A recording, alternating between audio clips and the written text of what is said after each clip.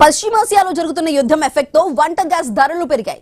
సిలిండర్ల కొరత ఏర్పడింది. గ్యాస్ సిలిండర్ల సరఫరాలో జాప్యం జరుగుతోంది.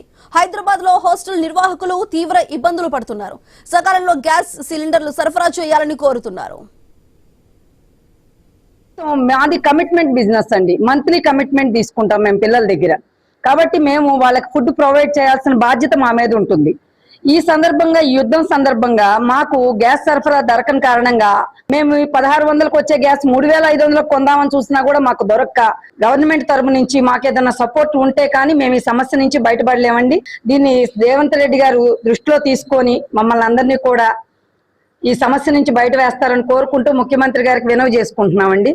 ఎందుకంటే ఇప్పుడు హోటల్స్ ఉన్నాయి. హోటల్స్ అంటే వాళ్ళు వండితే వచ్చి తినేవాళ్ళు అంటే తింటారు.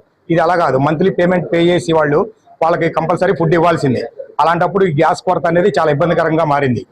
నిన్న మొన్నటి వరకు 1600, 1700 ఉన్న గ్యాస్ రేటు ఇవాళ 3000, 3500, 4000 అంటున్నారు. తెల్లారితే ఏమైద్దో కూడా తెలియదు అంటున్నారు. అసలు దొరుకుతుందా దొరకదా అనేది కూడా గ్యారంటీ అనేది లేదు.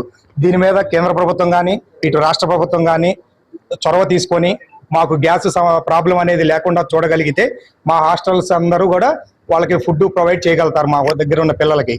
ఈ ఇరాన్ ఇరాక్ యుద్ధం స్టార్ట్ అయిన కాడి నుంచి మాకు నిన్నటి నుంచి గ్యాస్ బాగా ఇబ్బంది వస్తుంది. ఏ మాదిరి బ్లాక్ లో ఉన్నా దొరకట్లేదు మాకు బండలు. గ్యాస్ లేకపోతే ఏం చేయలేని పరిస్థితి. పిల్లలు ఏమో చాలా మంది ఉన్నారు. వాళ్ళకి ఏదో ఒక రకమైన వంట వండి పెట్టాలన్నా కూడా మా చేతగాని పరిస్థితి. ఏం చేయాలి అనేది ఆలోచన చేస్తుంటే ఏదైనా కట్టెల పొయ్యిలో ఏదైనా ఆలోచన చేయడానికి ఇక్కడ ఏమో రాదు. అవన్నీ ఆ ఆప్షన్ కూడా లేదు మాకు. ఈ పిల్లల్ని ఏం చేయాలి, అసలు ఈ భోజనాలు లేకపోతే ఎట్లా పరిస్థితి అనేది భయంకరంగా ఉంది మా పరిస్థితి. మాకు మంత్రులు కానీ ముఖ్యమంత్రి గారు కానీ ఏదన్నా మాకు తగు న్యాయం చేయాల్సిందిగా కోరుతాం. ఈ ఇరాన్ ఇరాక్